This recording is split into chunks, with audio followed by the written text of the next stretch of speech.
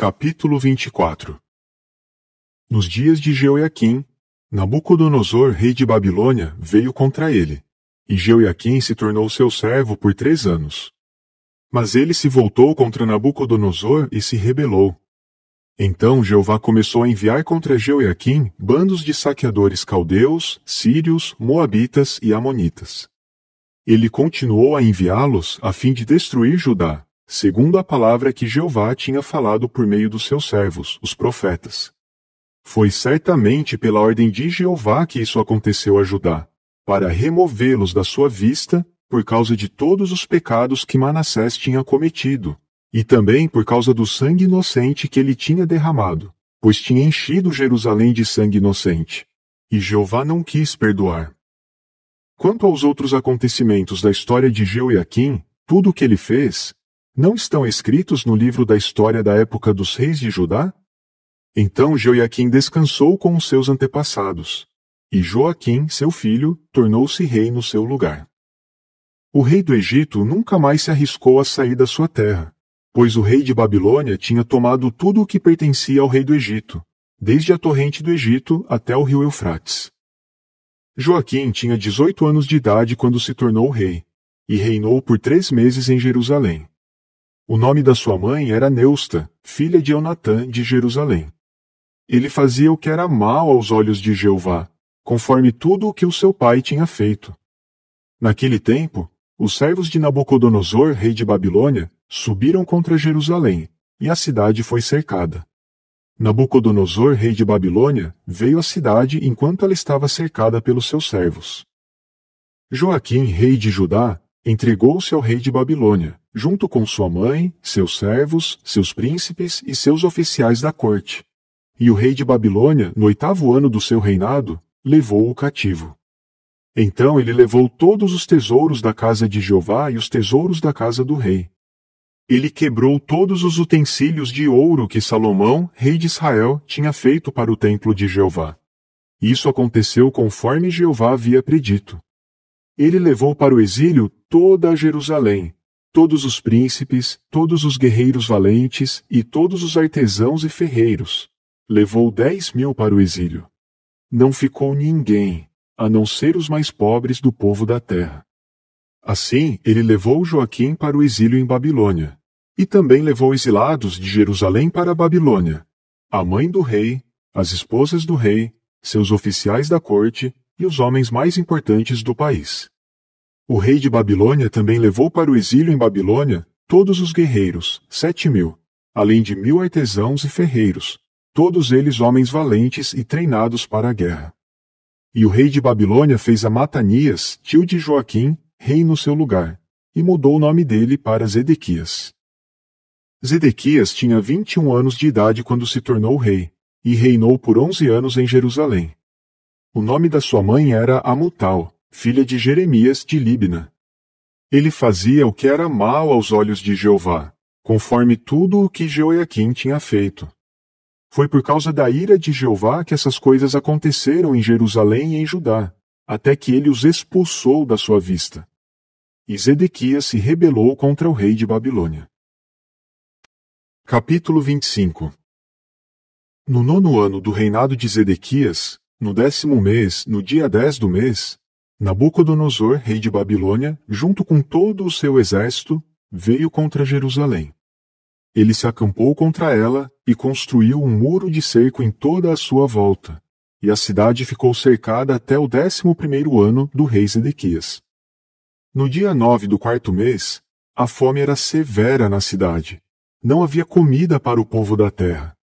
Abriu-se uma brecha na muralha da cidade.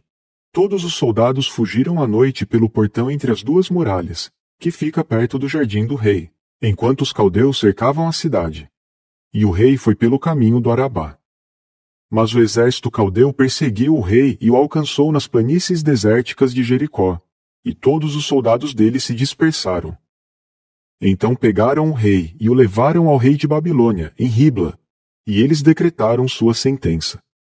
Eles mataram os filhos de Zedequias diante dos seus olhos. Depois Nabucodonosor cegou os olhos de Zedequias, prendeu-o com correntes de cobre e o levou para a Babilônia.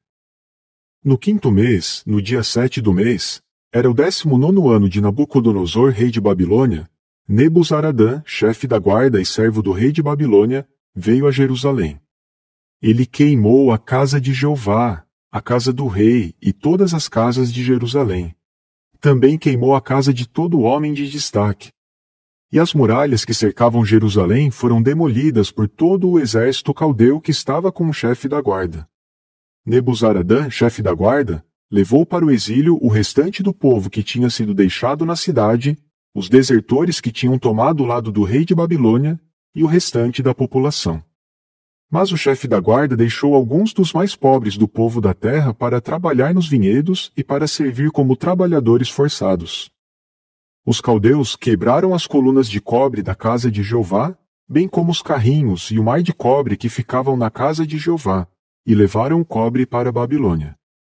Eles também levaram os recipientes, as pás, os cortadores de pavio, as taças e todos os utensílios de cobre usados no serviço do templo. O chefe da guarda pegou os braseiros e as tigelas que eram de ouro puro e de prata pura. Quanto às 2 colunas, ao mar e aos carrinhos que Salomão tinha feito para a casa de Jeová, não era possível pesar o cobre de todos esses objetos. Cada coluna tinha 18 côvados de altura. O capitel que ficava sobre uma coluna era de cobre. A altura do capitel era de 3 côvados, e as redes e as romãs em volta do capitel eram todas de cobre. A segunda coluna, com as suas redes, era igual. O chefe da guarda também pegou Seraías, o principal sacerdote, Sofonias, o segundo sacerdote, e os 3 porteiros. E pegou da cidade um oficial da corte, que era o comandante dos soldados, 5 conselheiros do rei que estavam na cidade, o secretário do chefe do exército, que recrutava o povo da terra, e 60 homens do povo da terra que ainda estavam na cidade. Nebuzaradã, chefe da guarda, os pegou e os levou ao rei de Babilônia em Ribla. O rei de Babilônia os golpeou e os matou em Ribla, na terra de Amate. Assim, Judá foi exilado da sua terra. Nabucodonosor, rei de Babilônia, designou Gedalias, filho de Aicão, filho de Safã, sobre o povo que ele tinha deixado na terra de Judá. Quando todos os chefes do exército e seus homens souberam que o rei de Babilônia tinha designado Gedalias, foram imediatamente ao encontro de Gedalias em Mispá. Eles eram Ismael, filho de Netanias, Joanã, filho de Careá, Seraías, filho de Tanumete, o Netofatita, e Jaazanias, filho do Maacatita, eles junto com seus homens. Gedalias fez um juramento a eles e aos seus homens, dizendo: Não tenham medo de ser servos dos caldeus. Morem no país e sirvam o rei de Babilônia, e tudo irá bem com vocês. No 7º mês, Ismael, filho de Netanias, filho de Elisama, que era da linhagem real, foi a Mispá com mais 10 homens. Eles golpearam Gedalias, e ele morreu. Os judeus e os caldeus que estavam com ele também morreram. Depois disso, todo o povo, do pequeno ao grande, e os chefes do exército, saíram e foram para o Egito, pois estavam com medo dos caldeus.